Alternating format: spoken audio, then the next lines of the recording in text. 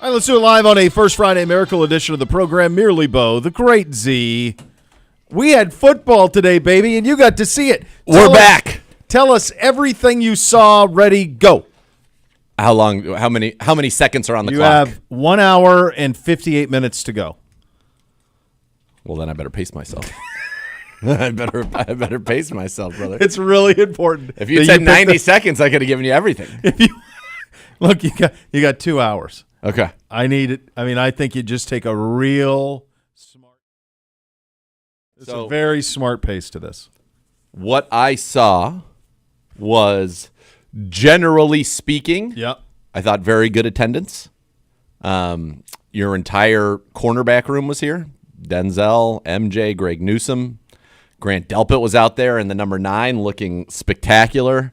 He is let the hair go natural Andy Dickerson style. So it kind of poofs out of his helmet. And look, with a visor, he looks... he's always looking. He looks incredible. He look pretty good. Yeah, he looks incredible. Both Jordan Hicks and JOK were here at the linebacker position, and then you had everybody up front other than Miles and Dalvin as well. So defensively, pretty whole. Offensively, you had everybody out there except for Batonio, Chief, Amari. And that was pretty much it. So you had a good portion of your starters there. Obviously, not everybody. It is the voluntary period. But you had a good chunk of people there. And one of the things that actually stood out to me was Jerry Jeudy, which I think is a very, very good thing.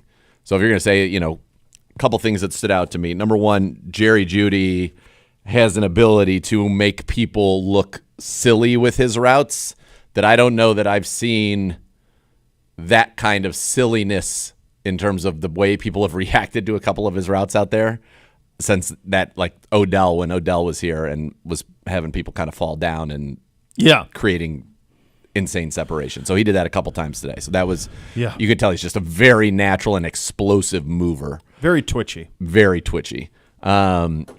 So he definitely was a standout to me. I thought Cedric Tillman was playing faster, was a big target for Jameis Winston, had a nice touchdown in the red zone area. He looked good, and he's getting, because no Amari, no Elijah. Oh, Elijah Moore also not there. With those guys out, he's running, him and Jeudy are running as the top two. And then you have David Bell, you have Jamari Thrash, who made some nice plays. He is not 6'1".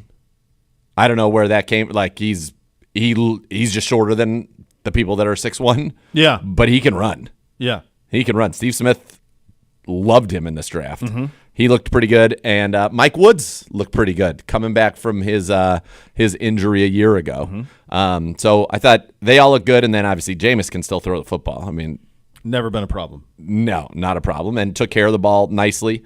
So I thought, offensively, that's what you saw. You don't really see anything much in the run game. You know what I mean?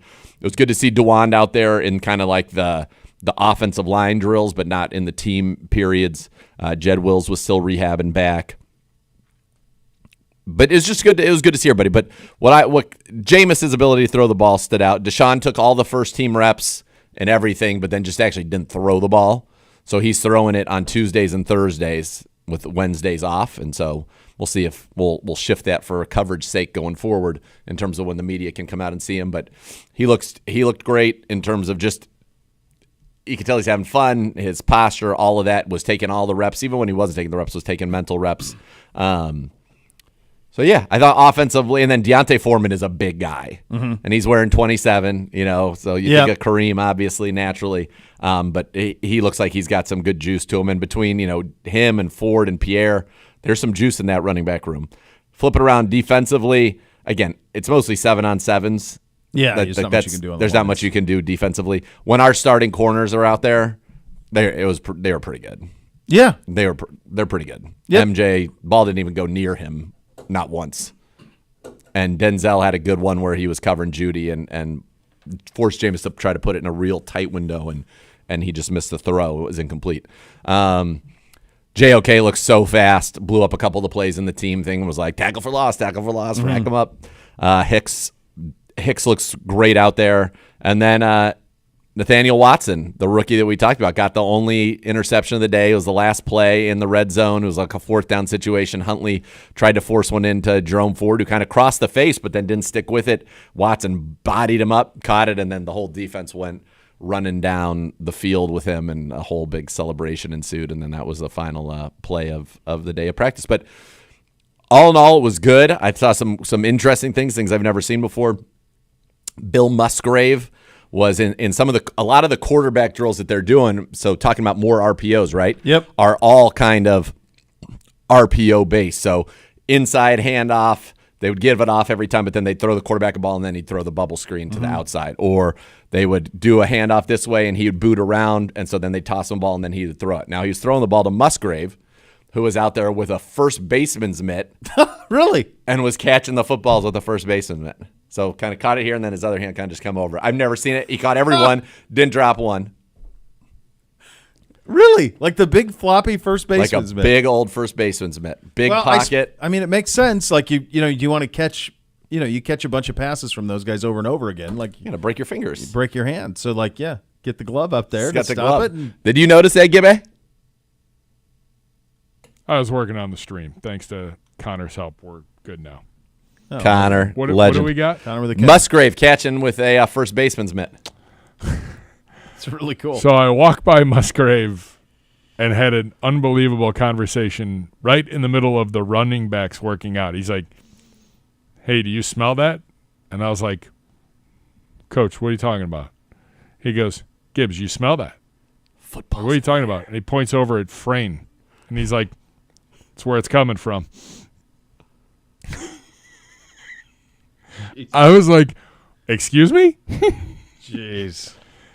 Strong. He was loving every minute. He was lining up against the wide receivers, like they were doing some walkthroughs, and he wanted to go as a DB.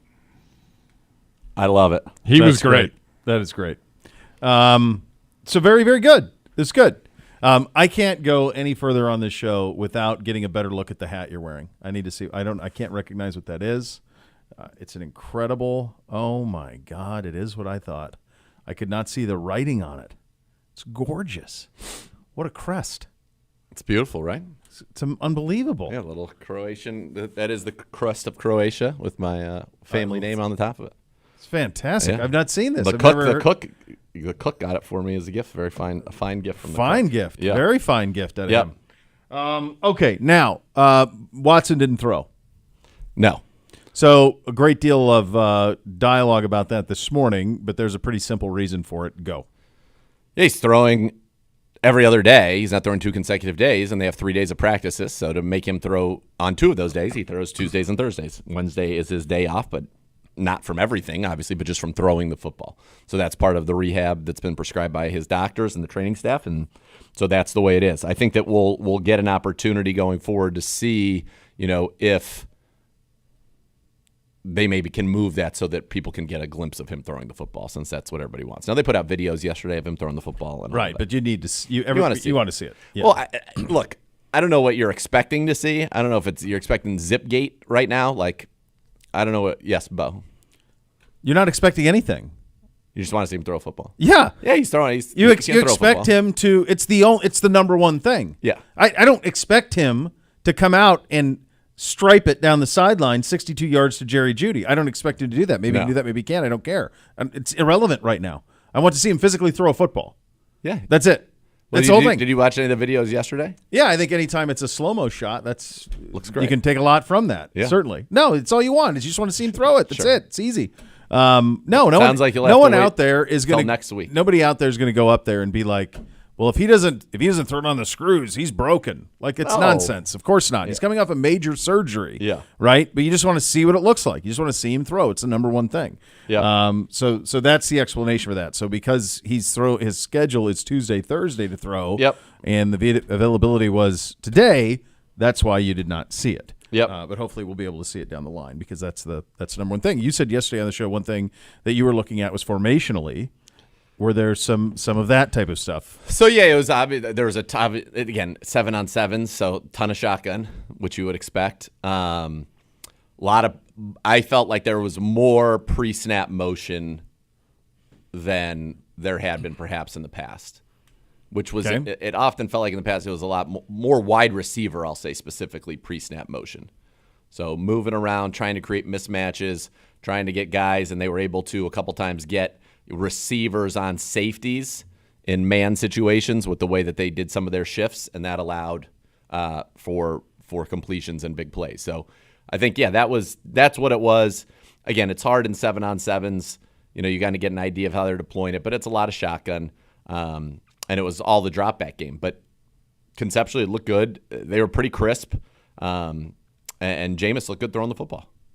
He's going to look good throwing the football. The thing that you were talking about with Musgraves on the handoff, read, throw it to the bubble, all of that is stuff that Jameis and Deshaun have done their whole lives. Right, and stuff we didn't do. And oftentimes in the NFL, it's a every now and then that becomes a big play, but that's usually like a good kind of 4 or 5 yard drive starter, get you into second and manageable type of a play. And then if you have guys who can do elite things with the ball in their hands, then maybe it can end up being more than that. But those are just kind of those easy layups, rhythm throws, get you feeling it, read the defense, read one thing, and make a decision with the football. And so I think you're going to see a little bit more of that in this offense this year. Yeah, and it, when we had Kevin in here, was it last week or the week before we had him in here, and we were talking a little bit about you get rejuvenated. Like you like the people who you worked with, certainly, but there's new ideas floating around out there. Yeah. And now you're going to get a chance to play a little bit with it. And in this sport, if you're not evolving, you're dying. You have to continue to press the envelope of what you can do. And for us this year, as we this feels like the way the Chubb injury that happens, unfortunately, maybe speeds this process up in terms of getting to a very different look offensively, because you don't have the best running back in the NFL at 100%, and you may not. So that's all part of that going forward. So they're very comfortable in this. Judy would have played in this type of offense his whole life. Amari, Elijah, like everybody's used to this. Is what these guys did growing up. It's what they played in college. It's all heavy zone read, all of that stuff. So the fact that drill that you were explaining to the audience, those are little 5-4 play hitters, but when it becomes a standard part of your offense, then it becomes fake, pump, go, and then there's all that stuff that's involved in it. Yep. Yeah, so it's good. It is good. Seeing everybody out there? What? It was great seeing everybody out there. It's funny because as this team evolves and grows, and we've been doing this for a long time now. This will be my, let's see, so 4. This will be my 12th OTA session, and what you were looking for at various points throughout those 12 years is very different than now. Now you want to see Deshaun throw it. You want to see kind of what this offense is going to look like. But again, this team is not about – you got to lay the foundation, and all of that is so important to what the final product looks like on the journey to doing that. But this team is about the final product. This is a team with no reason not to be great if they stay healthy. Injuries are the one things you can't control. You'd like to think that after we got decimated a year ago that maybe it's our turn for a season of non-decimation. But there are no excuses for this team. This is the most talented roster in the best division in football. Period. Full stop. Yeah, the laying the foundation is important. It's just not particularly interesting. Correct. And that's the thing. Like, this is what we've traded as a fan base. We've traded off seasons being the most interesting thing to the actual seasons being the most interesting thing. Yes, and I still think there are a great many people out there who are so accustomed to the off season being the interesting thing. This is better. Yeah, this is better. It's a better spot to be in, because it's all pretty quiet. And this, you think about even when, as long as, and I haven't been doing this as long as you have, but I don't know, I don't know what off season this is for me, 6th or 7th that we've done together, and you think about, getting your first look at those rookies, like when we had like Bake coming back for year 2 and like what that was going to look like, our very first look at Odell Beckham, like that type of stuff. Like those are the things that we were driven by at that point, where these new things that were coming in. Well, everything's here. It's here. It's here. Yeah, you want to see Jerry Jeudy run some routes, but here's the deal with Jerry Jeudy. I saw, by the way, today, saw all I needed to see. Fine, get it. No, and guess what? Running routes that's never been Jerry Jeudy. That's not why Jerry Jeudy was available, right? it's much like what Deshaun and everything else. It's going to be next September. Yeah. And October. That's when this stuff will be. That's the stuff that matters, and that's a good spot. Right. That's what I was saying. Is I'm not going to learn anything more about him. I you're can not. see him do it. I want to see him do it in games now, and that's really where this team is about. You want to see everybody kind of go through this, get their work, stay healthy first and foremost, and move on from there. And if that happens, then joyous. Yeah. Joyous. Yeah. And that's what it is. Yeah, it's good to see the guys. It's going to be good. We're going to get to hear from Coach today. We're going to get to hear from, somebody from the podium. I think Za'Darius was at the podium. I don't know if that's the direction Gibbe is going to go. What player are we going to hear from, Gibbe? You will hear from Za'Darius Smith in the 2 o'clock there you hour. Za'Darius Smith. So we got Coach. So we got. Is Devin coming in studio? Yeah, Devin Do we have Bush that? coming in studio. Devin Bush coming in studio around 1:40. And then we'll have Coach at the podium here momentarily. One thing in the non-OTAs world, it's now become official. Inside the NBA is gone. Turner lost it. They lost the NBA. It's official? It's done. Sports Business When did Journal. that happen? They reported it this morning. You guys really? Yeah. Sports Business Journal reported it. So it's going to be ESPN, it's going to be NBC, and it's going to be in the Sports Business Journal report. It's also going to be Amazon. NBC is going to make Basketball Night in America. So they will go from Football Night in America to Basketball Night in America. So Sunday night, you're going to get an NBA Game of the Week every week, which I think is actually kind of brilliant. If you're going to pay a bunch of money for the NBA, you might as well put it on Sunday night and prop it up on network television, and it'll rate. It'll rate better than shows they're producing. Yeah. So that's where it's going. They're gonna do it that way. This is very sad. I did not know this. It's heartbreaking. It's awful. So because Ernie. So Chuck just said that. Chuck's doing the rounds right now, and said that Ernie will retire sooner rather than later. Is his feeling for that? My hope was that he would be able to do like what Dan Patrick did for NBC when it first went to Sunday Night Football Night in America. Yep. And that they could just, if I'm NBC, I just hire that whole operation. I would just hire all of them. Like I wouldn't even think about it. I would just hire the 4 of them, and they do Football Night in America. They do Basketball Night in America. And you got Chuck and Kenny and Charles, and they do it, and Ernie fronts it, and you don't need anybody else. I don't need a Jack Collinsworth. I'm sure they'd want Tirico doing something. Maybe he does play-by-play. Who knows? But like I just would hire those people and have them do it.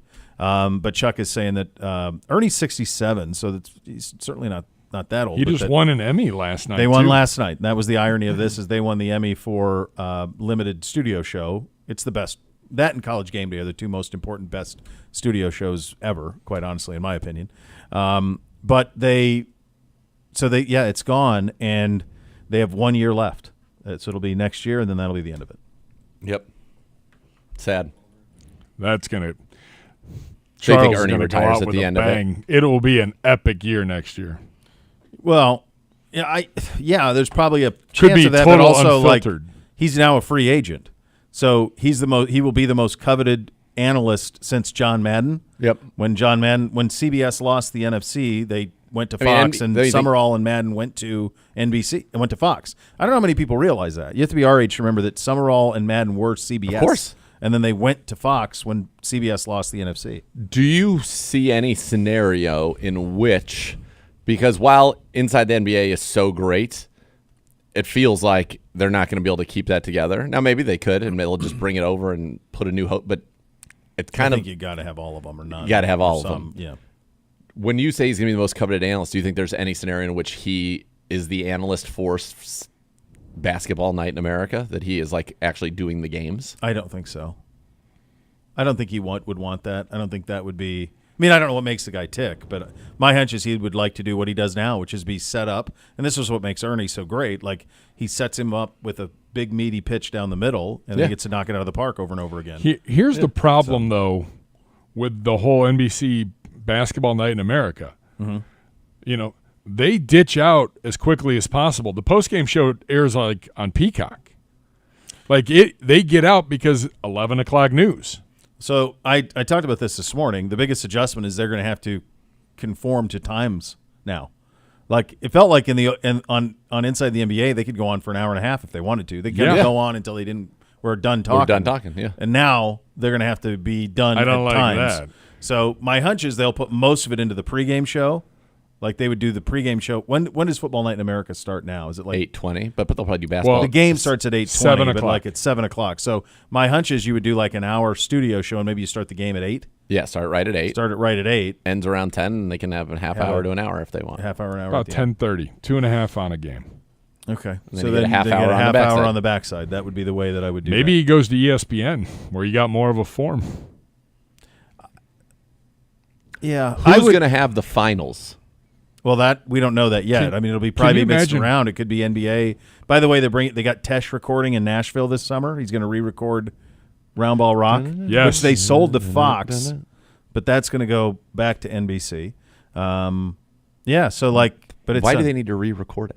because I think they sold the Actual original? actual one to Fox. They have to re-record. You need it a for fresh them. version. Yeah. So it'll be the same bit, but he's got like an orchestra set up, and they're going to do it. But so there's a lot of layers to it because, I mean, obviously the NBA has never had that type of platform, like a primetime Sunday night, like hoping that it continues. I think it's pretty smart. By the way, it's just the latest in a whole group of this. So Fox is doing this as well. Fox is going to make Friday night is going to be sports. So they're going to run Big Ten football games on Friday night. Right. And they're going to run sports to take place at SmackDown. They're going to run sports year-round on Friday nights. So everyone's understanding that live sports that you care about are like the last thing left. Yeah. Because everything else, or a show that goes nuts, those are the only two things that anybody's Need to watch live. that you got to watch live. So that's kind of that's where this thing is headed. But yeah, no more. So they got one more year of Inside the NBA that it's done. They've been on 40 years on Turner. I mean, every All-Star game, my whole life, Yeah. has been on Turner. Every All-Star Saturday night, all of it. It's wild. Yeah. Yeah. I mean, for the NBA, it's significant exposure, right? I mean, the finals are already on broadcast TV. That's on ABC, right? Yeah. The NBA finals are always on ABC. So then the finals are going to go. So you're saying it's Amazon, Amazon, ESPN, ESPN. and NBC. Yeah, So the and- finals will be on NBC.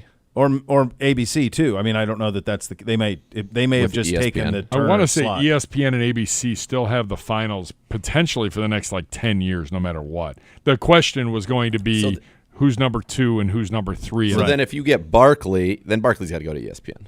He's never been on the finals. But do you think he wants to be in there yelling at Stephen A. Smith all the time? Like that No. tone is so different. no, No. but Barkley on with McAfee would be electric. It would be, but he does that anyway. Like he still comes on Yeah, with you're right. McAfee. Like that hasn't stopped him before. I wonder if he could do. Their tone is so different. Their tone is the embrace debate tone. Like that's not the tone of Inside the NBA. Inside the NBA is two absolute legends and a guy who's become an incredible analyst and kind of Yeah. third fiddle with an elite host Yes, just busting chops and talking basketball. that's right. And everyone's tried to mimic it, but you can't Well, 'cause it's Charles and Shaq. because you can't fake chemistry. And Kenny can't fake chemistry. Kenny's great. You have it or you don't, and they do. So it works. But yeah, so huge sports business news. That's interesting. Just I'm curious from what the NBC thinks they're announcer gonna get out of it. standpoint, I mean, Harlan and Eagle and all those TNT guys. Well, and some of those guys have CBS Correct. cross-pollination because Turner still has the basketball tournament. So Ernie would still be on the basketball tournament at that point. 'Cause Yeah. They have that. So some of those guys are still, Ian Eagle would be that, and Kevin Harlan would be that. Like I would want, if I was NBC, I would want one of those two guys calling it.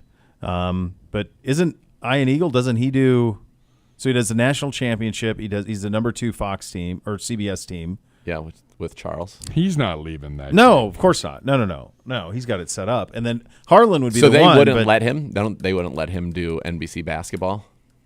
No you asked way. that question. Normally, I would say no, but remember, Herb Street does football on Amazon, Yep. so there is some precedent for this now, where you can bounce from network to network. I don't know. I don't even know if they view each other as competitors anymore. Well, he's on CBS for football. Like that's to me, And it's the like, NCAA tournament, which is college basketball. right? So kind of the difference. He's not competing against CBS's NBA product. No, Herb Street got away with it because he's gotten away with it because he does college, and then this is NFL. Right. So maybe that would be the same thing you For could argue, but also he went from network to full streaming. Stream. So I don't know, but there's going to be a lot of people that need to be hired. You need to hire Amazon. He's got to hire a whole team, and then you got to have a whole team of NBC people on that. And it's for NBC, it's a big play. Like what's Amazon's play? I don't know Are the they going to have? details. Are they going to do like a Thursday? Are they going to have a Thursday Probably. night? Just like Probably. I mean, there are rumors that Amazon and Bally's are going to get together because everybody's complaining about the Bally app. Yeah. You know, that you're going to be able to watch all of the Bally's regional sports stuff through Prime? Amazon. good. Then Well, I that can would watch be it beneficial. because I already pay for that, Yeah. and I'd be able to watch it, which would be lovely. Yeah. So, yeah, Not that I'm big newsy day. That way, that'll help me for the 2 playoff games that they put on Bally's Put a 'em on year. there. You get those two. Yeah, that's not it. a lot of regular season No. consumption. No, you're safe. You're safe. Did you guys watch any of the game last night? Before we get to coach at the podium? Highlights. I ended up watching it live. I watched When it the went last, to overtime. I watched that's the when last 5 minutes of it live, and it's about as big a choke job as you can have if you're Indy. Like they had Yeah, they two had it. turnovers in the last minute that were. And just what did impossible. Carlisle do at the end? Didn't he mismanage something? I haven't read any of the conjecture about it, so maybe he did something that I was unaware of. But in the moment, there wasn't anything too glaring. They just had 2 turnovers that are as bad as you're going to have. Okay. And then Jaylen Brown hit a shot. Like, I guess the criticism for him would be, why don't you foul there? You're up 3 versus letting him shoot a 3. I think that's. But I think the fear of it always is, my fear of always following somebody on a 3 is like, are you following them in the motion of shooting? Correct. And Jaylen Brown was trying to draw the foul. He double clutched and then he just made it. But like he was trying to draw the foul. So that's always the tricky part. Like, how do you? I make just sure like you, to play defense. How do you Go play defense? How do you foul somebody? You know, because you see as a player, you see the foul coming. Yep. So as soon as they get near you, you're going to try to get into it and get the foul, and maybe get the and one. So Yeah, 22 turnovers. Yeah, there's nothing here. I was talking with the voice about it, and he said that he was surprised that he didn't have that. So it must have been the not fouling. the non fouling must Yeah. have been the deal. Yeah. Listen, the Celtics need Porzingis back. The Pacers are a fun team. They can You score called the that. You basketball. watched them play here. Yeah. Isn't that the team that you're like, dude, they can score? You came Yeah. in, you went to the game, Yeah. and then you came in and you're like, they can flat out score it, and they can. I don't consume a lot of these associations, but if I go live and I watch it, I feel like I can You have a a handle. decent takeaway. Yeah, from you did. It. Yeah, no, they can Yeah, I score the remember you basketball. coming in here the next day, and you're like, dude, they can flat out score Like, it. how did Shoot they it. just get like Siakam's like their 3rd or 4th guy Yeah. like out of nowhere? Siakam can ball. Yeah, they get a lot of. Halliburton's a stud. He was in the Sabonis trade, right? Yes, that he was was. that was the big principal return, It was the turn was Halliburton for Sabonis. Yeah. which has worked out. And Sabonis has been great in Sacramento. It's just Yeah. they're just kind of a languishing. Well, and they're franchise. also in the West, yeah, where it's just brutal. right. Their record in the West would have got them in the East. Oh yeah, for sure. Well, they did get in. They were in the play-in. They were in the play-in. Were they the 6 or the? And they were the- lost to the Lakers, New Orleans. New Orleans. Yeah, the Lakers beat. Lakers won twice to get to the Warriors. 7. Somebody beat the Warriors, and The Warriors. Sacramento beat the Warriors. yep. Then the Lakers beat New Orleans to be the 7, and then New Orleans beat Sacramento to be the 8. So that's how that happened. And those are your hot topics of the day presented by the University Hospitals. Also, Champions League, the free gaming community for Browns fans around the world. Visit clevelandbrowns.com/Champions League to join the fun now. Head coach Kevin Stefanski at the podium, Devin Bush in studio, all ahead. You're listening to Cleveland Browns Daily on 850 ESPN Cleveland.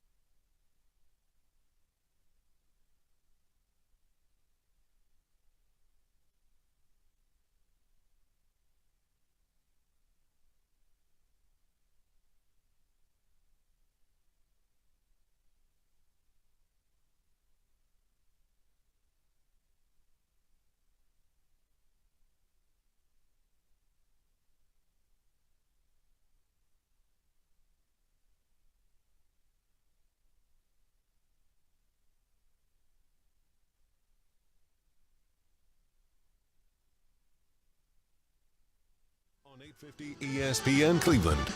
You ready? Yep. You were up. Nathaniel, did you know that Billy Joel and Rod Stewart are together for the first time ever? Say what?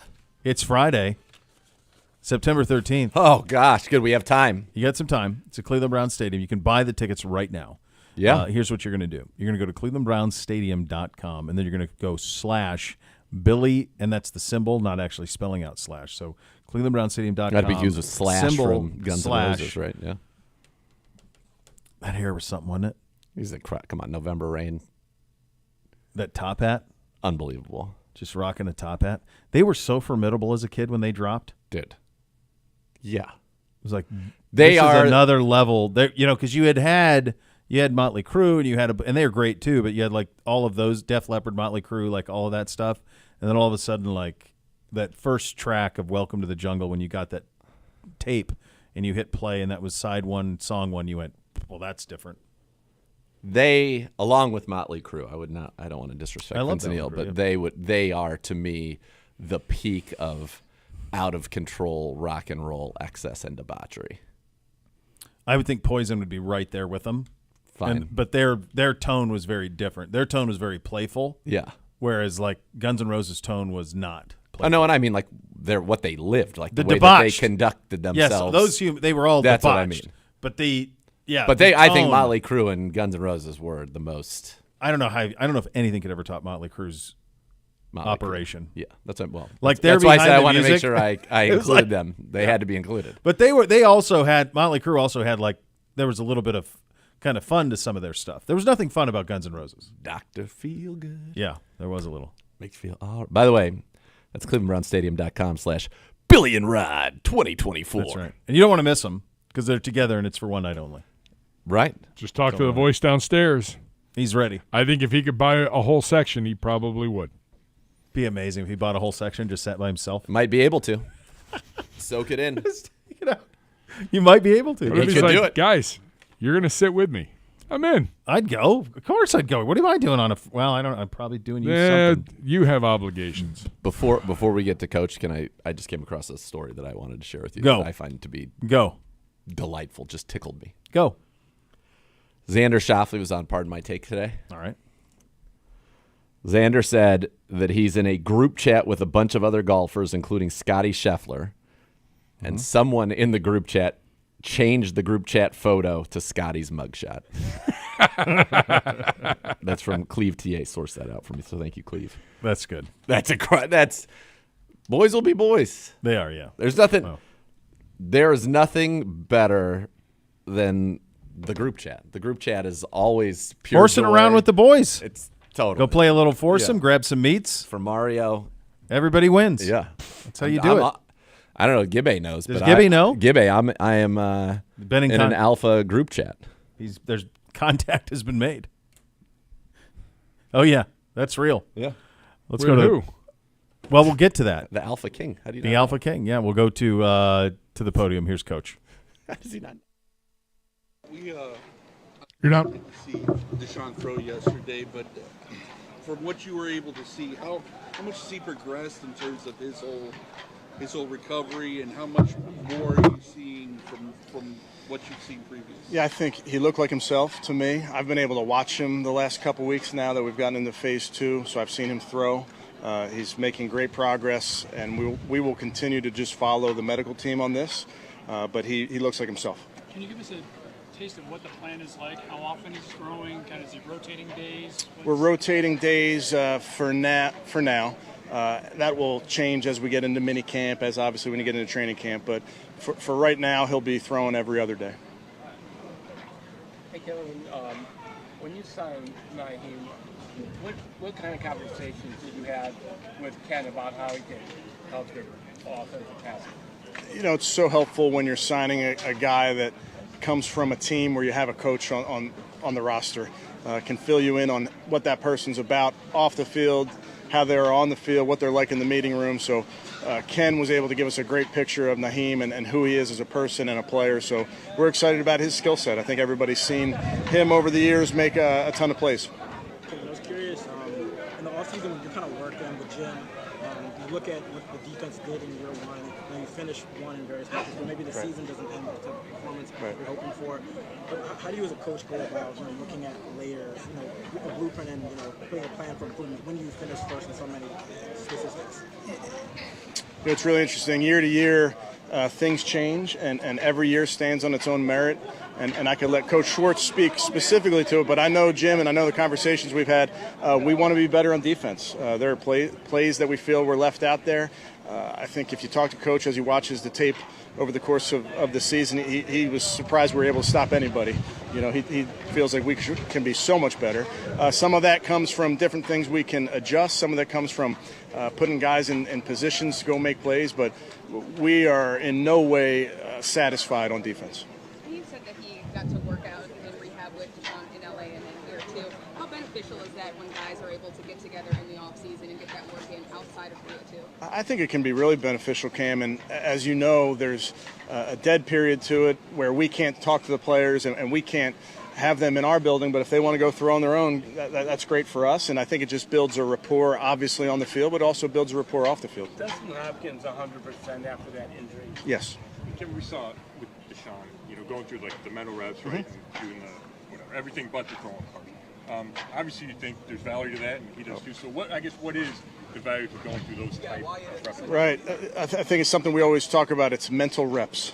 So when you're not getting a rep, whether you're the quarterback, you're a running back, you're trying to get a mental rep every single time. So I think there's a progression to how all of us learn, and I think as much as we can learn in the classroom, and then we can learn from being out there and taking the rep, I really think you can add another element of watching it while it's happening live. So our guys really do lock in and try to get that mental rep. Now you're going to go into the meeting rooms and watch it again, so you're going to get another rep. But I just think all of it adds up.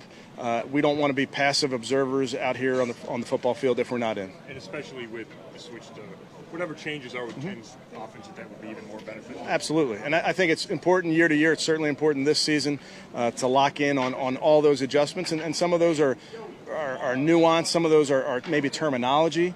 But every opportunity you have to cement it in your head is really important. Devin, as you guys have rebuilt the offense last season, I know there's obviously no contact, no chase, but how beneficial is this time when you can go through those things that you guys have worked into the offense now that guys are back? I think this time is so extremely important for all coaching staffs. When you do have some new coaches in, so much of it is getting on the 30. And I don't care how many conversations you have in February, March, and April, until you get on the grass and you rep a play, and then the coverage maybe changes, then there's another conversation that has to happen off of that. So I think Ken and the offensive staff are doing a great job of having these meetings where there are times that we got to talk through it, we got to come to a decision, we got to work through it, and that's just the natural part of having some new coaches. I saw DeWine doing some stuff, Jed on the side, Jack. Do you have a better sense of when Jed and Jack might be able to practice? They're all doing really well in their rehab. I don't know when the exact moment's going to be when those guys are ready to practice, but they're all doing great. You're up. All right, there you go. Coach at the podium. Coming up next, new linebacker Devin Bush in studio. You'll listen to Cleveland Browns Daily on 850 ESPN Cleveland.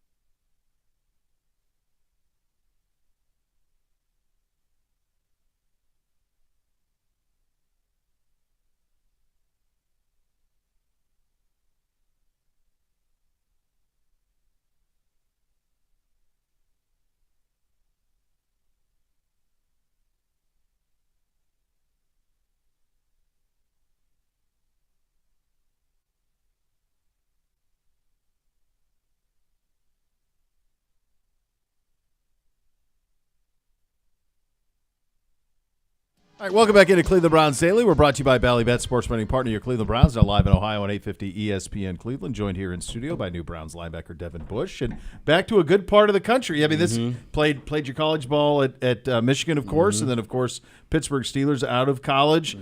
What does it mean to you to get back to this part of the country?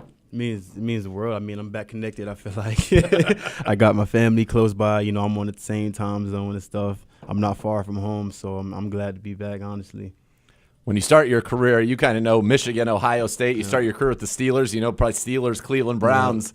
Is it pretty wild that here you are now in Ohio playing for the Browns? It's funny because the rivalries don't change. You know, it's that same feel. You know, Michigan, Ohio, and Cleveland and Pittsburgh. So, you know, I love those rivalries. I love the AFC North, and I love the style of football. So I'm just glad to be back, honestly. Did you ever get to talk to, like, Joe Hayden, for example, about, you know, maybe when you're thinking about coming here, coming back? Because he was, again, one of our favorites and obviously played some good football with you at the Steelers. Once I knew Joe came back here and signed and then retired, I knew, you know, it was that type of team. It was that type of atmosphere. You know, Joe's one of those football junkies. He loved football regardless. Yeah. So, you know, seeing you know how he seen the place, how he treated the place, and how much he went up for Cleveland. You know, it just showed me that it was a good city to be in. Honestly, one of the things that we always talk about with, and I'm sure Pittsburgh's the exact same way, and the way that it is here. And you were at Michigan. Your dad was a stud at Florida State, and there's a collegiate feel to these towns, and I mean that as a compliment in terms of, like, whether you're in Tallahassee or Ann Arbor, on a Saturday game day, the town shuts down. Pittsburgh feels like that. That's what Cleveland feels like. Is that how important is that as a player, and how much did that weigh in your decision? I think I can speak for a lot of football players, you know, that come from those college towns and know those atmospheres. Know they prefer that over anything than, you know, LA or, you know, Miami and stuff like that, where there's so much going on. You know, you're the highlight of the city. You know, you win, everybody's good on Monday. You lose, you kind of ruin the week for everybody. You know what I'm saying? So, you know, those type of games, those type of rivalries, but, you know, it's a lot all on your shoulders, but a win feels so good in those type of atmosphere. Yeah. How does it feel coming into a new team? You did it obviously last year with Seattle, and then now coming in here. You know, the linebacker room had some turnover. That's where there have been some departures from that room. There's opportunity. You got one of our favorites, Coach Tarver, who is talking about somebody who loves ball. That guy is all football, a ball junkie, literally. Yeah. What's it been like, kind of coming in this room? And do you already kind of feel comfortable with the locker room and your position group? Speaking of JT, he definitely made the transition a lot easier because we spoke before I got here. And he was just telling me how important it was, you know, just to come in and learn, you know, this. You know, it wasn't like, oh, come in and learn the playbook. It was like, come learn this, and everything else will fall into place. So, you know, I mean, being back, man, it's like a welcome home just being back in the AFC North, honestly. So he's very thorough. He was going to give you probably the most thorough notes you've ever gotten. In your entire career. You could tell once I found out he was a professor, everything can make sense. Yeah. Everything makes loves sense. He does. He loves teaching. So I was watching you as you were doing a drill today where it was kind of like you'd come hit the sled and then get the running back. Yeah. And you did it from both sides. And he was like, look, pop your hips at the same time. He's like, in this even you get to just go. And you're like, I was like, all right, I like that. So you can just do you kind of feel like that suits you because you're a movement linebacker, speed, and you can just go and use your greatest attributes. It feel good, you know, when a coach is more of a let it loose than, you know, like, all right, like do it like this or make sure your arms are right, you know. I mean, everybody knows how this game goes. It's not perfect. Nothing's perfect. But, I mean, if you're moving 100 miles per hour, I mean, there's a good chance you might make a play. Yeah. Jim Schwartz says, wherever you're going, go fast. Just go fast, and we'll figure it out later on. How does this what Schwartz wants to do defensively? How much does it fit what you do? Your strengths? The movement part. It's a lot of movement. You know, just with the defense, not just blitzing or, you know, calling out protections or whatever. You know, it's just movements with the DBs. That transitions to the linebackers, that transitions to the D-line, and then from the D-line to the linebackers to the safety. So, you know, it's a lot of movement, a lot of simulations, but we are blitzing or we're not. Tons of communication, which helps out, you know, and playing defense in the league because, I mean, everybody's good. You know, it's a game of inches, you know what I'm saying? And throw a ball 100 miles per hour 5 yards away and touchdown, you know. That's the real thing, you know. So So being able to move and adjust and communicate with this defense, knowing we're still going to be aggressive, definitely helps out of playing fast, and I feel like that's where I'm best fitted. You guys always had, in Pittsburgh, they've always had an attitude about defense. We felt like Jim Schwartz brought that last year, and we saw it. Certain swagger. There was a swagger to it. There's a chestiness with the corners. We saw Miles, in a way that we'd never really seen him before. You're just new to this operation, but do you sense the attitude that this defense has? Yeah, definitely. I think it definitely comes from him too, because I remember when I came on my visit, and one of the first things he told me was, I learned to get out the way. And in this league, a lot of dudes is trying to climb the ladder. A lot of dudes is trying to be a coordinator or whatever they heart desire. But for a guy to come in and say, I'm gonna get out the way, and I just go to tell you how much he really treats us as professionals, how much he really wants to work with us, rather than just being some chess pieces. Yeah. What positions have you been working at in the linebacker room? All of them? All of them. Honestly, all of them. Sam, Will, I got some little reps of Mike here and there, but I just like to be out there, honestly. It don't really matter where. Absolutely. And how's kind of the camaraderie with some of those guys in that room for you? I think it's a perfect blend of old and new. Yeah. We got some 2-year guys. We got some guys that's year 10, me 6, JOK's 4. So the experience level is there. The young attitude, the young energy's there. So we not lacking in any space. I think it's a fast room. Yeah, you and JOK, man. It's just whenever we feel like pulling the trigger, and whoever we want to be, it's us to decide, and it's us to put on film, and us to just keep doing it day in and day out. Yeah, you said year 6, and obviously remember you very well at Michigan. Yeah. Remember you in the first round at Pittsburgh. Steelers trading up to get him. I was pissed. Yeah, I was going, no, not that. Come on, man. I knew your game way too well. I don't need that going there. Very happy you're here. Yeah, appreciate it. But can you put 6 years in it? I mean, when you say it doesn't feel like it's possible that you could be in year 6, but like this, it's like that. Man, it's crazy, man. It feels so crazy. I remember you first get there. Oh, it goes so fast. It goes so fast. You believe it, but then when it happened, you're like, all right, like let me start appreciating stuff a little bit more. Let me when I lace up the cleats, let me just take a moment to just be thankful that I'm even out here running still. Just to be able to play this game and just call it a job is so much. Like it's not. I can't even describe it as a dream. It's just something that you can't even explain to nobody. You just get to play football for fun. That's a perspective that only comes with time. Time and probably any of us in 2020 against us. Exactly. A significant injury. Who knows how the table turns? Who knows what happens here on out? But I'm here. I'm kicking and I'm running and I'm a Cleveland Brown. So I'm just happy to be here. Honestly. Do you get a vibe from this team? Because I imagine when you went to the Steelers in 2018, it was kind of, at that point the Browns were coming off of a winless season. Yeah. This team, you look around, there's real talent here. It's completely different. It's not the Cleveland Browns from when I came in, honestly, and just from the guys, Garrett, Chubb, who else, Bonatonio, those guys really laid the foundation on what's going on right now because they was here when everything was getting kicked around, Yeah. So, they respect to them and thankful for those guys that stuck with it and brought the Cleveland Browns to where they at now. We're uniform junkies. Yeah. So I have to ask, last year in Seattle when you guys brought those throwbacks back and wore them against the Browns in that game, those were pretty sweet. I kept every single last jersey, helmet, glove, socks, just so I can appreciate. Throw it on a mannequin someday and be like, I'm about like 8 mannequins and just line up the whole jersey collection and just let it just sit there and I'm just gonna get old with it. That was a good one. Listen, we're gonna add the whites this year. I think you're gonna like our classics are good, but the throwback white, with the white helmets. I seen those that's downstairs. Yep, I'm pretty solid. Everything's going home with me. I'm letting you know that now. I love it, man. Well, dude, we're so happy to have you, and so I happy for appreciate you it. to be close to your family. And like you said, you have a child who's young, and that was tough being in Seattle. So it was tough. Listen, having family it's a wonderful thing. So I'm happy you're here for us, and happy you're here for you and your family. Appreciate it. Thank you for sure. Really appreciate you coming by. Yeah, thank you for having me. Devin Bush in studio with us. Great stuff there. Second hour of the program coming up next. You'll listen to Cleveland Browns Daily on 850 ESPN Cleveland.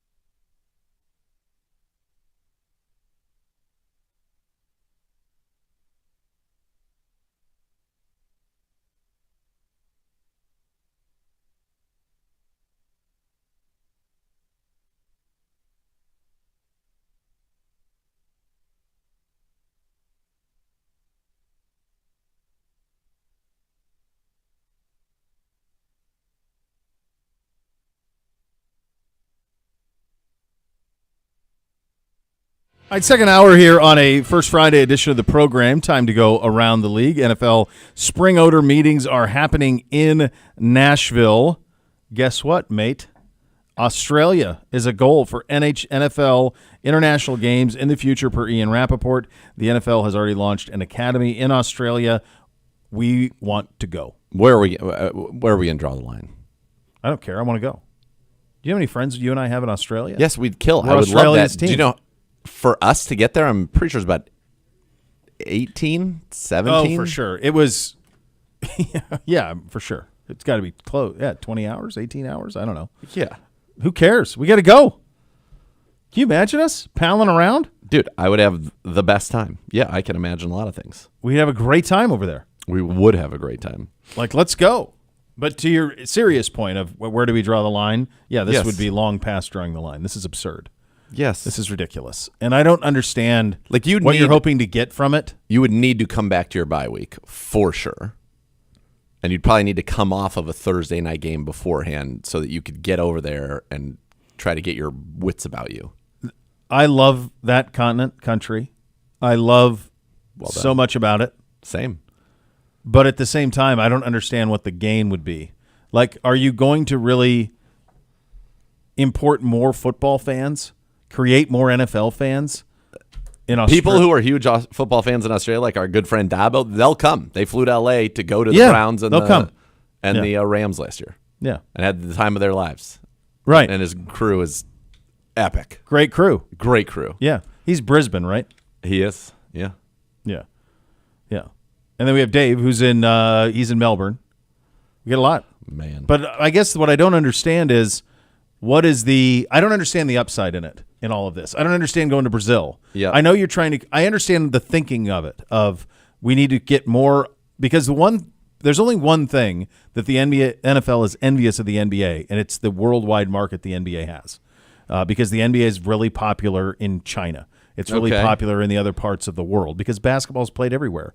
And so the NFL, in an effort to, how do we unlock more money always, right? Yep. How do you do that? You got to go to other markets where you otherwise aren't. But I don't know that, I guess what I'm skeptical of is, would going there create more interest in the NFL in Australia than is already there? Hard for me to believe. I don't think so. Yeah, I hear what you're saying. Yeah, I wouldn't think so. But again, I don't know. I wouldn't think so. That's my initial answer to you would be, I don't think so at all. I mean, why not play in Tokyo? Well, that's what they're saying. We're going to go play in Reykjavik, or we're going to go play in, like, where does it stop? Yeah. Yeah. To me, what cities would it be? Going to go to Cairo? NFL Cairo? And the other thing, like, East Coast teams going to London is not that big of a deal. Correct. It's kind of like going from West Coast Seattle, to East Coast. Right. Yes. Yeah. But now we're talking about, like, Brazil is not easy for anybody. No. For the Packers, like, no. And the Eagles, they're going to be on those planes forever. No, and again, it goes back to what I was just saying. Like, are people in Sao Paulo all going to be like demanding that the NFL is on their television that it otherwise isn't because you put a game there? Like, what is the hope? There must be some data that supports this, right? That it's worked in London, it's worked in Germany. Now, they haven't gone back to Mexico. I don't know when the last game was played. I remember like a Niners-Cardinals game. Are we going this year? Remember, the field wasn't playable. That was Aztec Stadium. Yeah. And I think they're playing there again this year? They're renovating that still, and that's why we have not, the NFL, being has not gone back there yet. Yeah. Because I think that's the only option to play in Mexico. This would be my pushback on if there is data. The NFL has been playing in London since the 80s. I mean, it used to be a preseason game, but I mean, it's Donovan talked about it the other day. Correct. Jim talked about it. I still remember the Sports Illustrated cover with Jim McMahon and the two Beefeaters on the cover when they went over to London after winning the Super Bowl. And so, like, they went over the preseason game. Like, I remember all of this stuff. I would argue that the bigger impact of NFL popularity in Europe isn't taking a team over there once a year or whatever, but rather accessibility. Yep. It's the same reason that you think about what's happened in soccer in this country, the European leagues. Like, people are more familiar with them now than ever because it's accessible. You can watch it. Yeah. You can watch every Premier League game you want to watch. You want to watch Champions League? You can watch them. We watched 2 weeks ago. The reality, I guess, their thought is maybe you go in and you play a game, you get a good response, and then you're able to get television distribution perhaps that is greater than what currently exists because there might be an appetite for it, and then that's how you grow the fan base. Yeah. So this That's is like a the hope. worm on the hook. But it's a hell of a worm, and it's got to be a long hook. It's a heck to of get a out there. I worm. mean, that's a cast. Yes. Going to Australia, going to Brazil. So I also saw Schefter today on his podcast saying that the NFL's plan is for, in his head, the NFL plan is for every NFL team to play one game overseas every year. For every NFL team? Every NFL team will play. So every team. 16 games? Yeah, 16 overseas games. Whew. That seems to be a bit much. That's a lot. That seems a bit much. I think that waters down the moment and the experience. Well, I guess if you were trying to go to Madrid and you try to go to, like, so why not? Are you gonna Why not paratroops- rotate those? You know you're going to go to London every year, no matter what, because you're Right. ingrained there. Yeah. So why not? You take the Australia, you take the Germany, the Spanish game, and you just rotate. Like every third year, we're going to go to Spain. Every third year, we're going to go to Germany. Well, Like we're going to do 2 games over there. Yeah. But how much more do you need? Like, what if you knew 16 of them? Like, how many games does London going to get? Like, how many times are you going to go to Madrid? How many, like, are people in Madrid going to be like, oh my gosh, this is our 4th NFL game. This time we get these guys and these guys. more importantly, like if you're the Germans, you're not very pleased with what you're getting this year from the National Football League. No, isn't that Carolina and something? Giants, yeah. In Yeah. Munich, yeah. No, I don't know. But obviously, this is where we're headed, and to your point, they're not dumb, so they're doing it for a reason. But it's hard for me to see it. The NFL is going to test an optical tracking system to measure first downs in the preseason. A tracker will be placed in the ball to determine the spot. Chains will be used as a backup method. I like it in that. the preseason. Why not? If you can get it done, why not? Get it done. If they can do this and it can enhance the game and we know first downs are first downs and all of that, I'm all for it. Why not? Well, I think anytime you can have 2 middle-aged men separated by chain and deciding the position of the ball by a man who's coming in from a scrum, whether walking in straight or not, who the hell knows? Because they can't. How could you possibly expect it to run in a straight I think line? anytime you can do that, you need to continue to do that. Yes. That is the best way to do it. That's the best way. That's the most accurate way to determine the spot of the ball is to have a guy run in 30 yards to the middle, spot it best he can, and then somehow that transitions to a chain with 2 guys on it, and then those 2 guys, you want accuracy? That's accuracy, baby. Do you think at like the NFL's officials combine Yeah. or NFL official training, they should have like measure your ability to run in from the side in a straight line? Like that should be one of the skills, right? You should become the best straight line, one of the best straight We line need an 30-yard officials runners. combine. Yes, we need official combine. And so you see how much do they deviate from the line when they run in? It's ridiculous. This technology's existed for like a decade. Well, I'm glad they're going to use it finally. Like, how long has soccer been doing VAR? I mean, for offsides calls. Like, this is years. Yeah. Like, at least a decade you've had it. Yeah. Like, come on. This is a simple fix. Sort it Very out. simple. It's kind of like the college football rule where they wouldn't let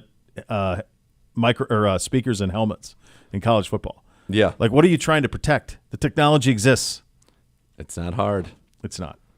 The Falcons added 4 limited partners to their ownership group. Is this – I don't know who any of these people are. Is this anything to do with the private equity move? I don't think so, but isn't it Dominique Dawes, an Olympian gymnast? If you say so. That seems like yes, possible. I got a thumbs up from Brock. Yeah. Okay. I don't know Will Packard, I don't know any of the Rashawn other Williams, ones. or Rosalind Brewer. I don't know any of them. No This idea. I don't know if these people are famous or not. Dawes, I know. now Will that you said it. Packer is a movie producer, per young Brock. Okay, so this is like what Stephen Ross did with the Dolphins when he brought in that type of stuff. So people want to cut.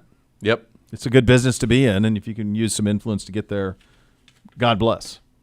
We also have news that the 2026 NFL Draft is headed to Pittsburgh. Enjoy your hot dog water, everybody. Yeah, it sounds awful. I think that moving the NFL draft is one of the coolest things the NFL has done. Agreed. I think it's basically their version of the All-Star game, like the NBA Major League Baseball All-Star game. Yep. Because the Pro Bowl is what it is. So this is kind of the answer to that. So you are able to take it to different towns. It ain't for me. I don't understand it. I don't know why you'd want to be in a bunch of people watching people's introduced. I don't get it. I don't get it. I think it's amazing that they've turned it into like if you have a big crowd, it's a sense of pride for the town and the community. Like, I don't understand it, but I know it is cool. I know that the city of Detroit and the NFL were boasting about their numbers, but by Saturday it did not look very full at all. No kidding. And correct. But what I'm saying is, night 1 is great. Night 2 is okay. Day 3, but even their night 2 wasn't spectacular. And I just wonder again if obviously you're going to make your money on night 1, and it's going to be a big night, and it's a big deal, and it's a very cool event to go and experience. But do we need to do 2 and 3 at the same city? I guess it makes sense. I suppose once you're there, it's just easier to just do it rather than break down and reset up shop somewhere else. But look, I mean, it's not for me, but people love it. I just think there's something cool about being at Radio City Music Hall in New York. It was awesome. Yeah. No. I see both sides of it, but I understand. I do think this is like the one thing that they can do. Like they've taken something that nobody ever thought could be a deal and turned it into a big deal. Yep. Like the first time forever it was just at Radio City Music Hall. That was it, and you did it. Well, then they took it on the road, and you were like, oh, NFL fans are crazy. They're going to do this. They're going to put 200,000 people in Kansas City and Detroit, and we had it the COVID year, street but in Nashville. Yeah, on Broadway in Nashville. Like it's changed. They took something that was no one ever considered doing. They made it a thing. Helmet phones. Yeah. Right. And then they made it a traveling circus. Of course. And so awarding the draft to a city is similar to when you award an all-star game in the other sports to the other cities, because the NFL doesn't have an all-star game of any note. So so I kind of like it. It's Green Bay 2025, I think, right? Green Bay 2025 and then Pittsburgh 2026. Yeah. So we need a redo because ours were COVID. Yeah, which we will. I asked Goodell about that before one of the games last year. Get one back. Get and a he do-over. said Cleveland was great. We liked it. We'd love to come back. Yeah, I think the key to this is going to be that they continue to do northern cities. Like you're not going to get a reaction. You go to Miami, you don't need to draft in Miami. You don't need to do it in Los Angeles. It's got to be northern cities or cold weather cities. Yeah. Where it's like spring and hey, it's nice out. Let's all go outside. It's also risky though. April can be. It is a little dicey. April can be a mess. It can be. You can deal around here. We've had a lot of electricity. Yeah. So you could be. Dude, look at this power meeting happening out here. Yeah, you and I wondered if anyone would ever do it. So do you think this is a real meeting or do you think it's a mock? No, that's a meeting. We got multiple computers open. We got looks like some spreadsheets, Excel maybe. How could you have them in a thoroughfare? Because it's there. Do you think they were ordered to do so? You guys have to have you guys have to have meetings there? No. Would you choose to? I think it's if you build it, they will come. Well, it's been built before and they never did. If it were you and you had a department that you were lording over, like Mr. Electricity, how would you do it there? No. No, of course not. No. There's other rooms. No. I'd say come here, come in here. You guys come here. We're going to do it in here. Yeah. So that's going to go. All right, it's Za'Darius. Za'Darius is next. All right, there you go. Cleveland Browns Daily, 850 ESPN Cleveland.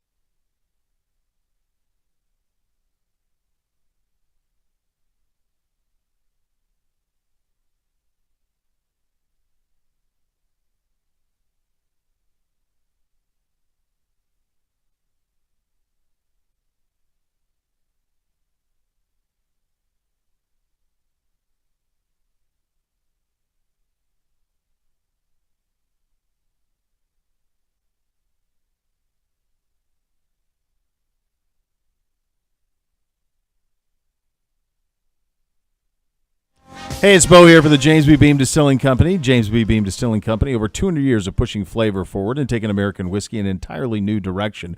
Claremont Steep, the ultimate expression of American single malt whiskey, 100% American malted barley, hidden notes of toffee, vanilla, and caramel, whole grain, and more.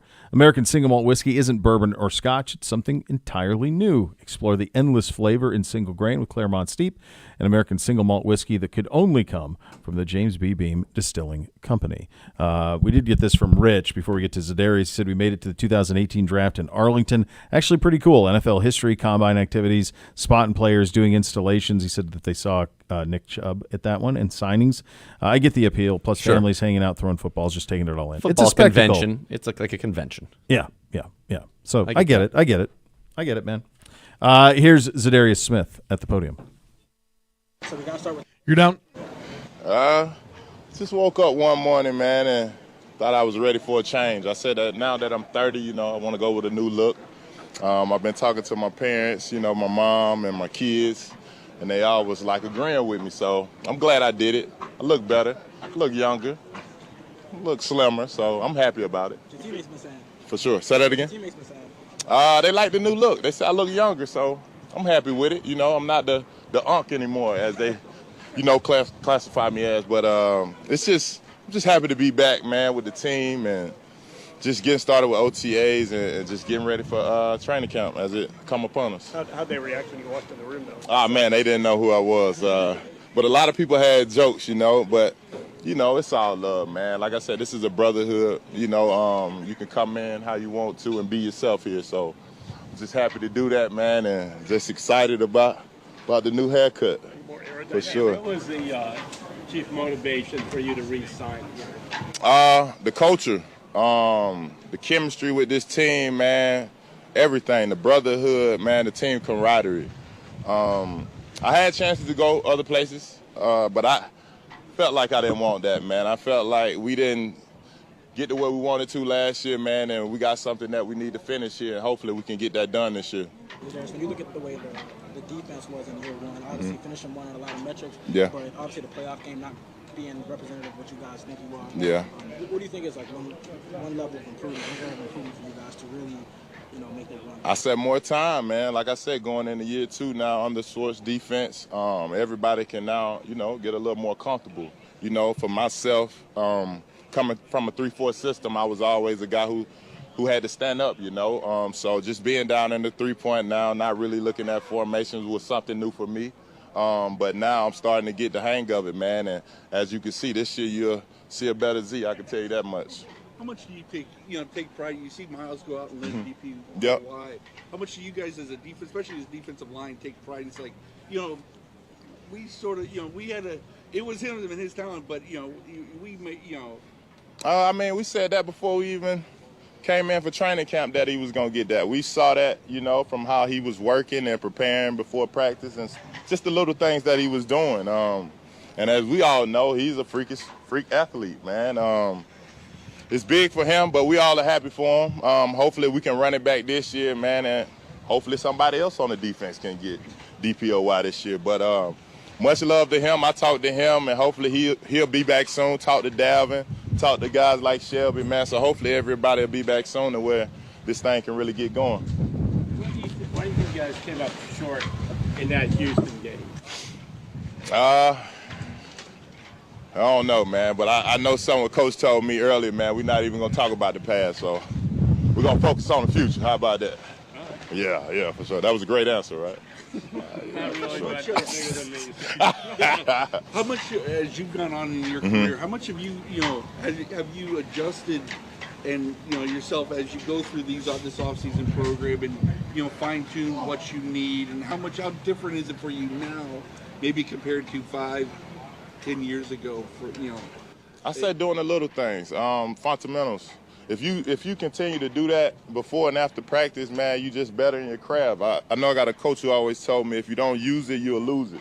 So for me to be able to come back out here and just get work, we got a new D-line coach.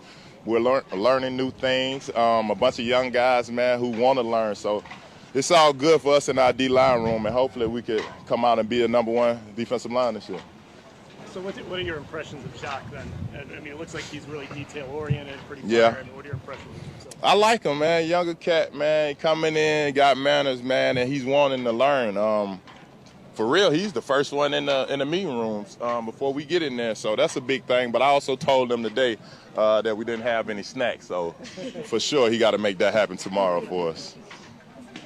Some of the new faces that you guys have added on defense, I mean, how for you as a veteran, Mhm. excited are you to kind of work with them? What are you saying to them already? Very excited. For me, going into year 10, a lot of people don't get a chance to make it to year 10. But for me, man, it's just being that leader now. Growing up around guys like Terrell Suggs and C.J. Mosley, Eric Weddle, I learned a lot from those guys. So hopefully, for me now, as a vet, can be able to pass that down to the younger guys as we was just talking about. What can you tell us about Hicks? You played with him in Hicks. Minnesota. Yeah, great guy, man. We actually came out together in 2015. So for me to go to the Vikings, man, and for him to sign with the Vikings was big because I think at that time we was going into year 8 together. But for him in his 2 years with the Vikings, and I only played 1 there, but it was just that team camaraderie, man. He created that brotherhood because, he's the one with the mic. He's the one that got to get the calls and got to talk to everybody. So for him to be that opening, man, and being a big brother from just coming here since day one means a lot, man. And hopefully he can hold it down for us in the middle. See, how nice was it to feel wanted? For the Browns after you got traded. Yeah, I mean, for one, I'm not a sorry football player, and for two, I done been a lot of places, man, and made a name for myself. Being wanted, I'm not gonna say that is a thing, but for me to come back, like I said, I had other options to go, Miami, Washington, I could have went anywhere. But I wanted to come back here because I see something in this team that a lot of people just don't see, man, for being in the locker room. And I was talking about the team camaraderie, man. If we keep that close and keep the togetherness, man, we can go far this year, hopefully. See, how nice is it for you guys to see Deshaun back out Yeah. there? And how much are you looking forward to really, kind of getting after it a little bit with, at least just the speed of the game and helping him get ready? I mean, we're all excited. We get our number 1 quarterback back, but, we got backups now, Jameis. Back at 30? Guys too, but to have him back is big, for him to get his confidence back. I know that he went through an injury last year, and, coming back from injuries could be hard for a lot of people. For me, myself, I went through a back injury. Like you said, being wanted, I thought at that time career was over with, but for him, I'm just seeing the confidence, the smiles on his face every time I come to work in the morning, and just that leadership on the offensive side of the ball when something's not going right. He'll basically stop the play and come on, let's start over. So to have that leadership at our quarterback position is big for us, and hopefully, like I said, we can go far this year. You're up. You took note of something Za'Darius said in the first he portion came back, of that? The reason he came back, the culture. I mean, this is a guy who's been in the playoffs with the Ravens, been in the playoffs with the Packers. That's not something that was said about the Cleveland Browns, and that tells you when you don't need it from us. The players are going to tell you, and the decisions that the players make will tell you what they think of the culture. And when guys like Za'Darius, Shelby Harris, Rodney McLeod, who all could have gone elsewhere, Rodney McLeod came back for a second year. Yes, Rodney McLeod wants to finish his career as a Cleveland Brown. This is his last season. Mm-hmm. They wanted to come back here. That says a lot. That says a lot. Yeah. More, and it's a different thing than has been able to have been said about the Cleveland Browns in a very, very long time. So this is a good thing. And it's really been building that way for a few years. But now you have a chance to, what we haven't done yet is now go kind of back-to-back, become a perennial playoff team. And you've got a chance to do that this year. Here's the thing. You cannot, I don't even, this isn't a stretch at all. You cannot have culture without winning. Otherwise, it's bad culture. Yeah. That's it. So you can hire the best people. You can talk about doing things the right way. Yeah. But you need to draft the right players. They need to live up to how they're drafted. You need to sign the right free agents. Some people need and to you need to exceed. win. Yep. You need to win. And then you can have culture. But you can't, people talk all they want about Pittsburgh culture. Well, they've won. So they're used to it. That's culture. Yeah. It's easy. Yeah. Win. Comes. Just win, baby. Yeah, that's it. It's really difficult to try to create something, but once you get it going, you can keep it and you can maintain it over the long period, and hopefully that's where we are now. All right, coming up next, We'll do a little thing or not a thing. Most vulnerable reigning division champs, according to the NFL.com's Judy Batista. That is coming up next. You'll listen to Cleveland Browns Daily on 850 ESPN Cleveland.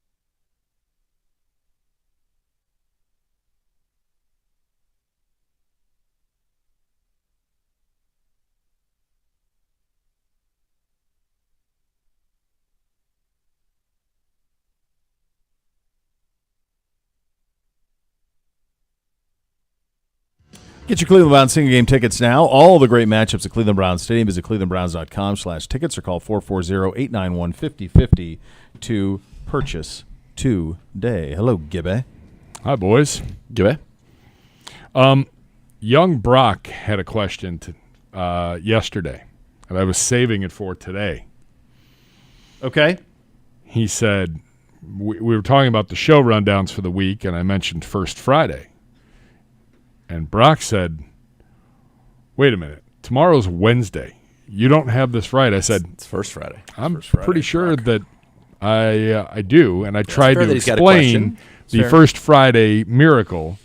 Now, I did not do the job that you can do on this, so I'm turning it over to you to explain to young Brock why this it's is the your First Friday. And creation. him being in college and being in a fraternity. Well, boy, he's going to really love it. I'm just saying. Brock, before I continue, I guess in our conversation, if you're comfortable, fine. If not, fine too.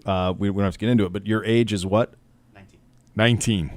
Almost 20. So you'll enjoy this when you're 21. You're going to enjoy this in a couple Sure, years because exactly, no one because drinks in that's what we college do in until they're college is 21. wait till 20. So you Yes, won't you enjoy must a beverage. Wait until you're 21, and then Sure. you can enjoy Responsibility. this. Here, this is what a First Friday is. As I never liked having to spell the word Wednesday as a kid.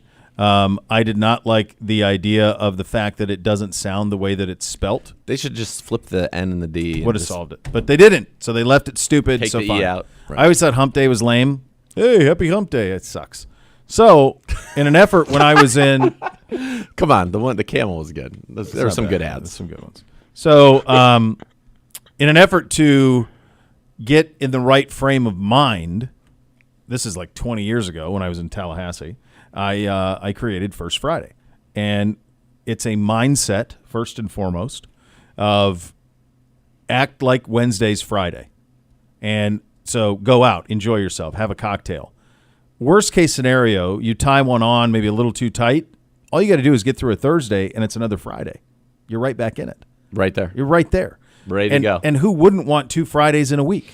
So then from a mindset standpoint, for me, it breaks my week up into 2 little mini weeks. I got to get to First Friday, enjoy myself, especially back when I was banging, back in the old days. And then you get into Friday, and you're right back at it. Then you're set. That's it. So there you go. Woo! You were like the Hulkster, clanging and banging Yeah, for 40 out days there and getting 40 it, nights, brother. Shucking and jiving. That's what you're doing? Out there living. Yeah, you got to get out there a little bit. So that's it. Oh, that was good. I wasn't ready for that. So that's your First Friday. So when you become 21, then you can celebrate a First Friday in your fraternity or go to establishments where, of course, you'll legally be allowed to consume and enjoy yourself and act accordingly and have a good time. So it's, hey, happy First Friday, act accordingly. There you go. That's it. Yeah. There it is. It's honestly it's. I mean, he should take this back. He could be the hero of his fraternity. For sure. What this became like in the South was a holiday. Like it was, what are you doing for First Friday? Where are we going? Where are we meeting? Like that was, it became I like the that. thing. That was it. Like it was all of that. Now it's Be a out and about mindset tonight. for me, for sure. For us in college, First Friday was Thursday, and you just Dude, don't act like I didn't do a Thursday. Of course, Thursday was Because you could craziness. do it. Dude, I did a Monday. Come on, what are we talking about? We did Crab 7 days a races week. on 7 days a week. Tuesdays in Bowling Green. Of course. Tuesday but maybe, if there was Wednesday ever a Wednesday was the respite. only day there was kind of a hole. Everything else was like Tuesday you kind of took off, but Monday was good. Tuesday was the off day. Monday you needed it. Tuesday's a bit of an off day, And then and you're then gone. Thursday you're right back in it. Wednesday was always a hole, and it was like, dude, why? Like let's First Friday Live. this sucker up. Let's get out and live a little bit, act Yeah. accordingly. But yeah, you want to have a good time on a Thursday. Who cares? It's Friday the next day. You're already there. 5-day weekend every week. Let's go. Easy. That's why. And for me, it's cool. Monday was He's wrestling in. parties. It I was think great. he's And all Tuesday in. was really the only day. Dude, if you wanted to recover, it was Tuesday. Yeah, I mean, this became. I mean, what I do in the morning, it's become part of something, and then but like, I remember like when I was on television in Tallahassee, like there was a place that we would go to that then promoted First Fridays. Genius. Like Trendsetter. Let's go. Yeah, First you're a Fridays. trendsetter. Enjoy There you yourself. go. Act accordingly. Have a cocktail. Nobody gets hurt. Nope. There you go. Here for it all. Yep. Here for Thing or Not a Thing. Yep. Okay. From Judy Batista. Okay. All right, Judy. 2024 NFL season. The most vulnerable reigning division champions. All right. They ranked them. All right. So, should we list who they are? Who they So were? can I was going to see if I could do that off the top of my Okay, head. absolutely. All right, I have it up. All I have it up. All right. West, NFC. West. Start in the NFC. I always start AFC. You start NFC. All right. NFC West, Niners. Yep. South, Tampa. Yep. East, Dallas. Yep. North, Detroit. Yep. Too easy. Too easy, drill sergeant. Too easy. AFC, Yep. West, Kansas City. Yep. South, Houston. Yep. East, this is the only one I was unsure of. Miami? Buffalo. Buffalo. Okay. North. Same record, though. North, Baltimore. Yep. Nailed it. Okay. 7 out of 8, not too shabby. It should have been 8 out of 8. I knew it was Miami. I mean, Buffalo. there's an easy number one on this list. To me, I think it's by far the easiest number one is Tampa. Yes. She has them down as 1A. To Buffalo. With Buffalo the other one? No. Or the Ravens? No. Dallas. Dallas. No. I don't know.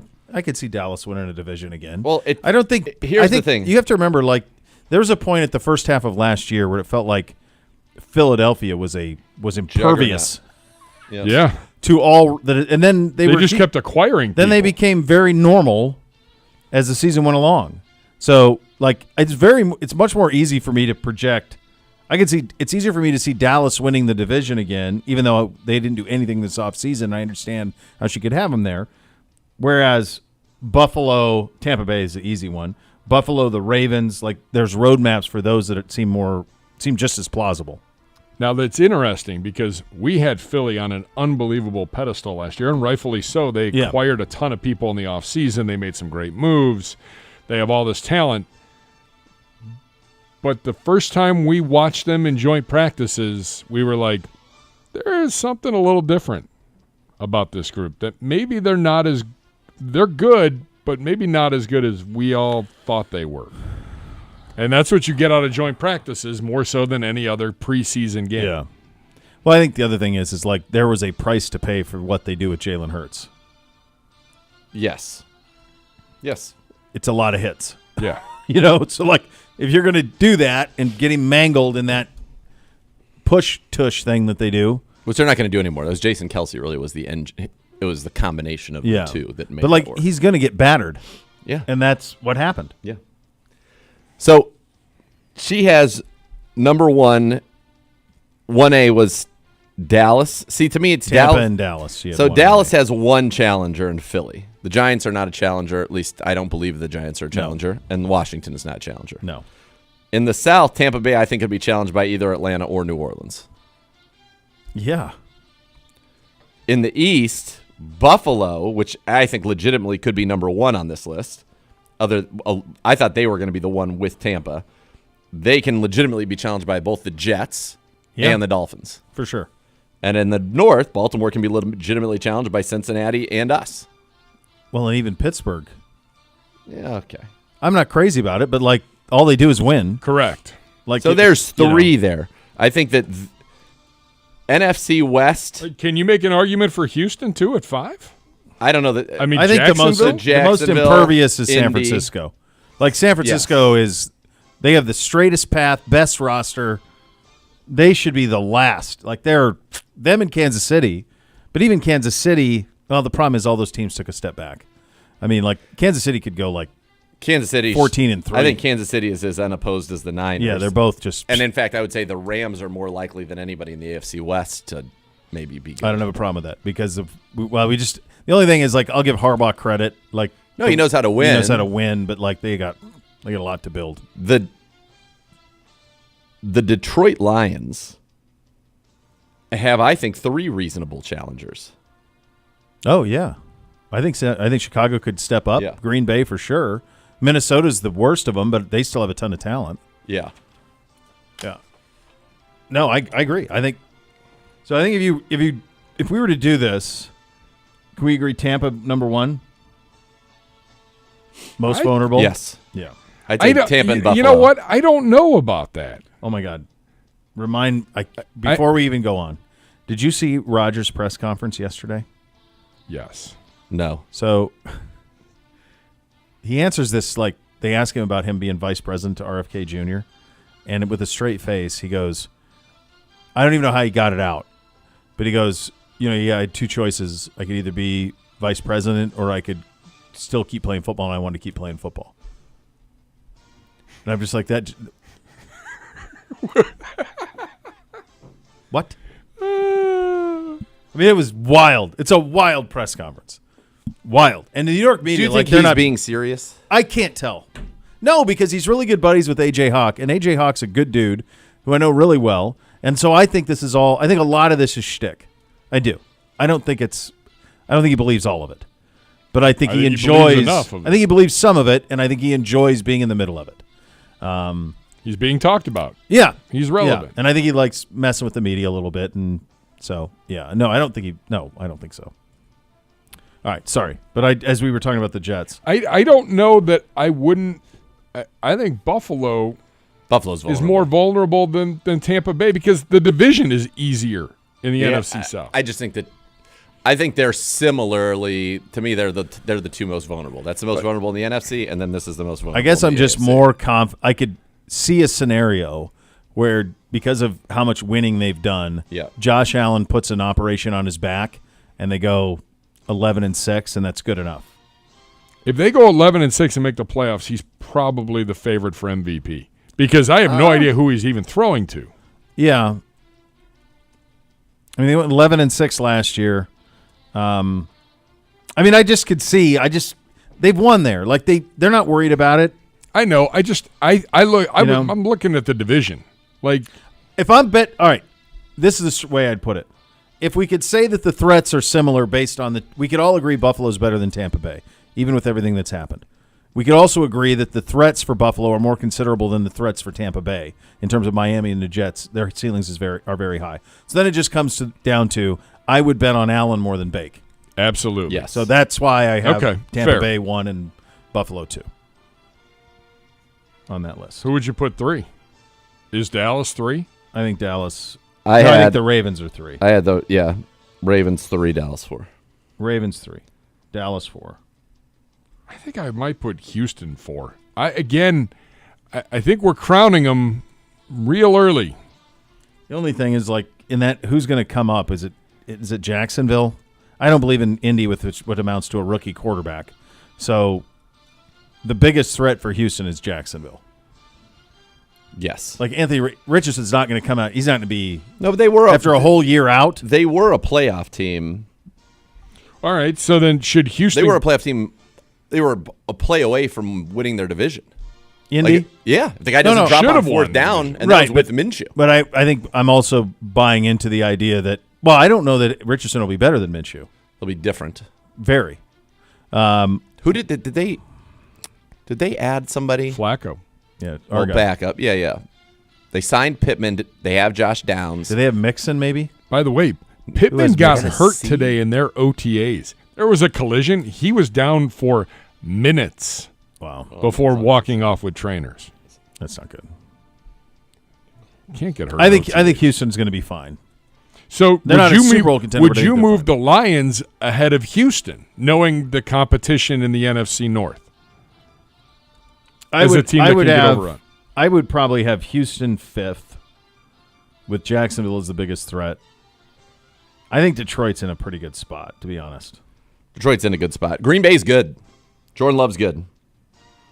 Sure, because every time we thought that last year. What do you mean? He was really good down the stretch. Really good. He made one bad throw at the end of the NFC divisional game at San Francisco. Yeah, but that was about it. All right, who am I missing? So Niners are 8, Kansas City 9. Both hard to see any path for them to not be winning at all. So KC is 8 because there's only 8 of them. Yeah, I'm sorry. Niners 8, KC 7. Detroit Lions 6. And Houston 5. Yeah, I think that's right. Yeah. Cowboys 4, Ravens 3.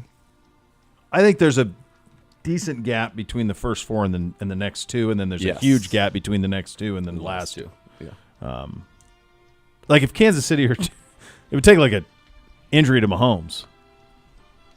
Right, which is not what we're talking about right now. We're saying on paper right now, what's the biggest threat? Yeah. And they're just really the biggest threat to KC honestly is KC is a devastating injury that robs them as opposed to somebody usurping them at full strength. Do you remember when Denver acquired Russell Wilson and the Chargers had all that weaponry and Garoppolo was in Vegas and Kansas City was Kansas City? You'd go, that might be the best division of football. And the three of them all just pushed in the chips. Said, we can't beat him right now, so let's push it down the road. I think the Chargers made a mistake in sticking with their coach for as long as they did. They went 5-12. Yeah. With Justin Herbert. I know they had a ton of injuries. 5-12. It's crazy. He's nasty.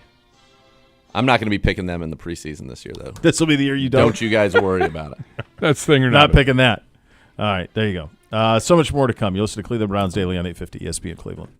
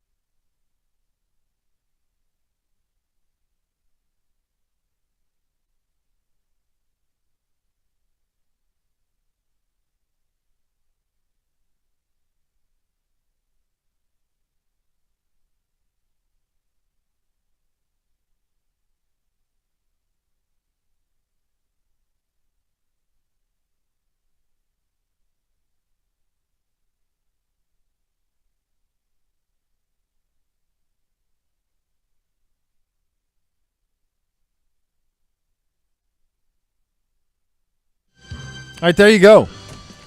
There's your program. Enjoy your first Fridays, kids. Deuce in tomorrow with us. That'll be fun. High energy. Oh, baby. Yeah. It's going to be great. I'm very excited to have him in studio. Yeah, there's a lot of things that we want to discuss about that room, and his he comes in shot out of a cannon, so that'll be fun. It's going to be very fun. Yeah, so you have that to look forward to, which is very, very quite nice. Yeah. All right. Enjoy your first Friday. Act accordingly. The next level's coming up next. Thanks for listening, everybody. Cleveland Browns Daily, 850 ESPN Cleveland.